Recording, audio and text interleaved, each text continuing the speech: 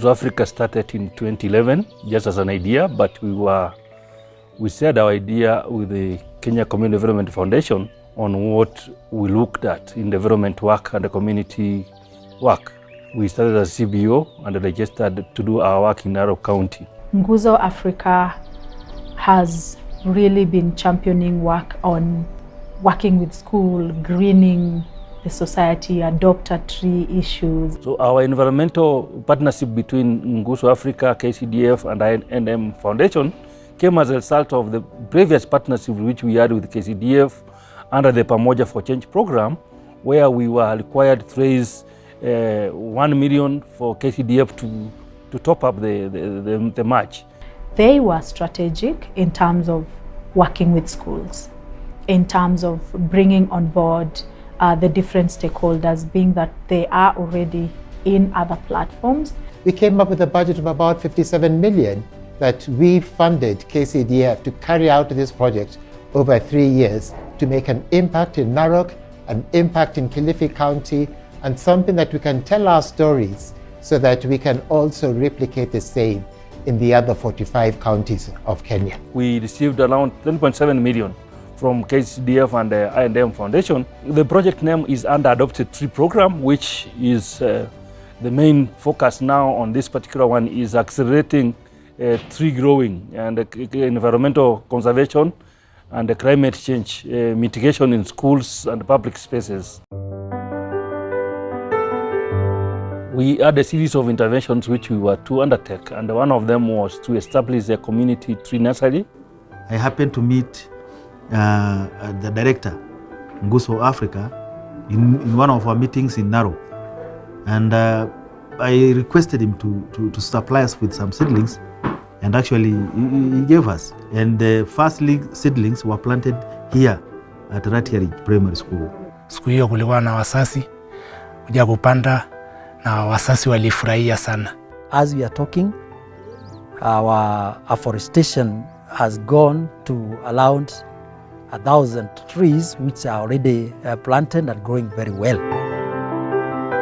We had a predetermined criteria of selecting schools, and one of the criteria was to see the commitment of schools, which we did through assessing the past history of the school, looking at the interviewing the school head teacher and the school environmental club. We've learned different things around tree growing, even in institutions.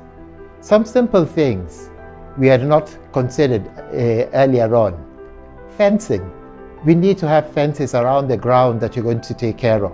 Nguzo Africa demanded that before they engage in anything to do with the tree plantation, we must make sure that the school is well fenced, it is fully encroached to prevent the trees which we plant from being damaged by the animals. Through that kind of approach, we were able to get a success rate of more than 70%.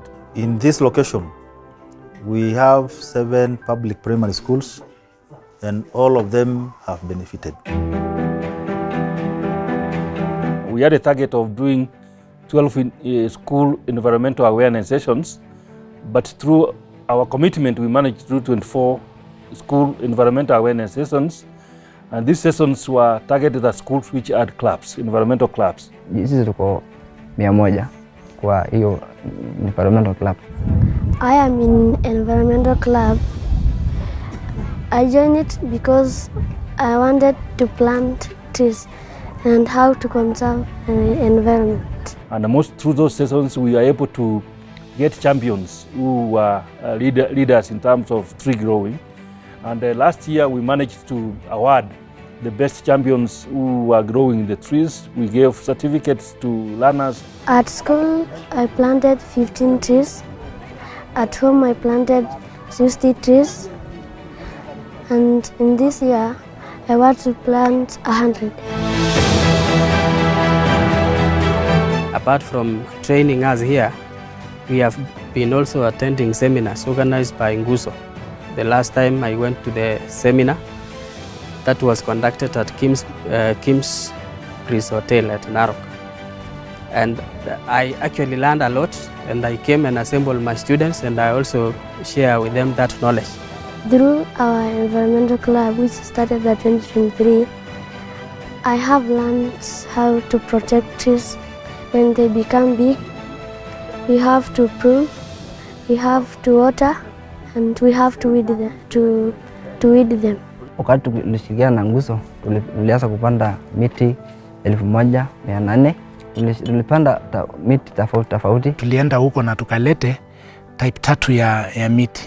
Kuna cypress na kuna hii ingine inaitwa blue gum. Tuko na ingine inaitwa graveria. Iko hapa.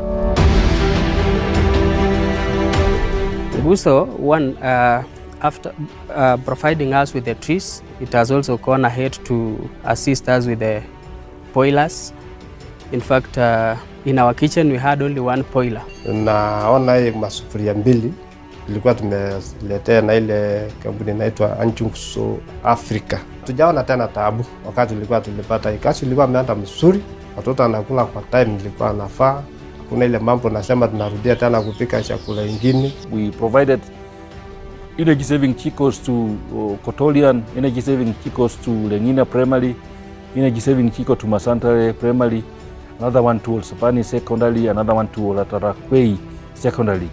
And those schools have been seeing the difference, and we are also getting requests from other schools.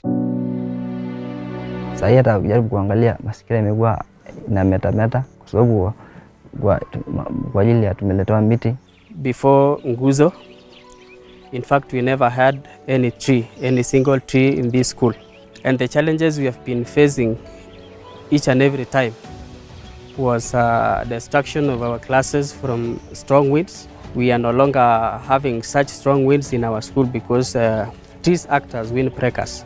In school, the trees help us to get shade when there is sun, and the trees also attract rain at school. Mvua ile ukipita pande ile inafuta pande hii.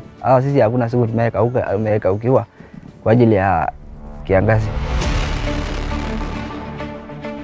If Nguzo Africa can increase their supply of seedlings, then a larger population will benefit. We would urge our Nguzo Africa as our sole proprietor on this to continue providing the tree seedlings as we continue planting. Hapa kwetu sisi ni nomads. Ni kama sisi kondoo imetusunguka kwa shule. Tunaweza omba kama itawezekana ipatikane kitu kama fence. Ndio mimi ningeomba juu hiyo ndio itakuja ile kukinga zile miti. Na tunaomba hata kwa upande wa shule ituongezee matank na ituongezewe getas ya maji ndio tufaidike zaidi, tusisumbuke kwa hali ya maji kwenda mtoni, watoto wasiteseke. If we invest and we put more resources in this particular program, and I think KCDF I&M will be one of the co-partners who will be recognized for being a critical partner in supporting the global call for restoring our planet and restoring our landscapes, for our health, for the well-being of the community, and even the livelihoods of our people, and the prosperity in terms of those people who will be investing in restoration activities.